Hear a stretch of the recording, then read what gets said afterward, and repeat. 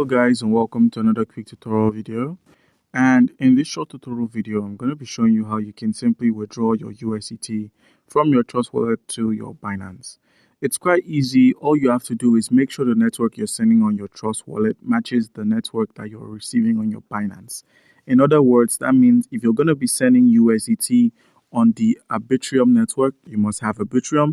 If you're going to be sending USDT on the Solana, you must have Solana. If you're going to be sending on the Polygon, you must have Matic. As you can see here, I've got some Matic. So with this, all you need to do to send your USDT out is to click on the toggle at the top right corner of the screen. And once you've selected this toggle, you simply search for USDT. And the network you're going to be sending on could be the BEP20, Avalanche, or Polygon. I have some Polygon on my wallet. So all I need to do now is simply select the USDT on the Polygon network, click on send, enter the address and enter the amount.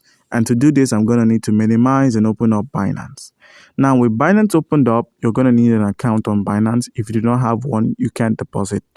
So guys, by simply using our link, which is going to be in the description of this video, if you do not possess a Binance account, you can use our link to register and stand a chance to claim 100 USDT worth of trading fee rebates when you register and verify your account.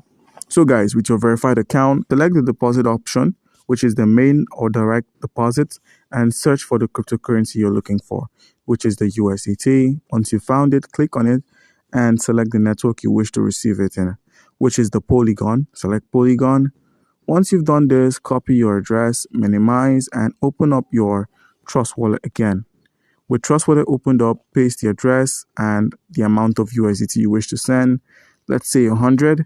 Click on the continue option and then proceed to pay the gas fees, which are just 0.01 Matic, and then you can get to make the transfer.